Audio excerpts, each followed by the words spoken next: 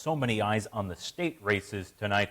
Some of those are garnering national attention, like the race for governor and the race for lieutenant governor. So let's turn now to our state capitol correspondent, Brendan Scandlin. He is live in Hazleton with the Lou Barletta campaign. So, Brendan, what can you tell us about the races so far?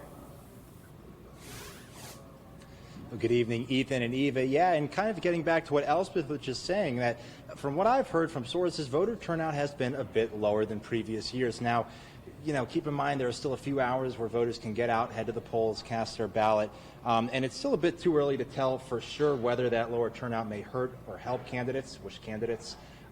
So looking at the specific races, obviously the big one to watch will be the Republican primary for governor. And we're here at the Barletta election night headquarters, so we'll have more on this race coming up later this evening at 7.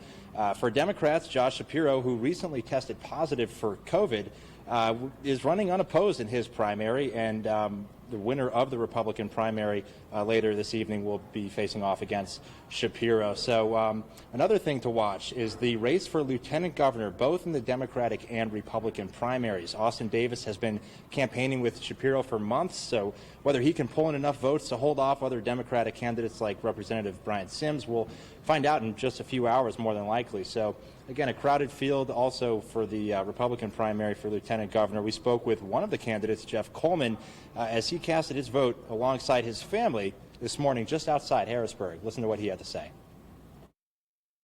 I think the message is that you can change politics. You don't have to accept it as it is. You can do something different, and you can be for something and not against people. And that's what civility and the dignity of campaigning as a no-drama conservative has meant for us. And coming up on Erie News Now at 7, more from the Barletta campaign. Election night headquarters will be breaking down the hotly contested Republican primary race for governor. We also spoke with Barletta to get his final thoughts as everything kind of comes to an end here on this primary election night.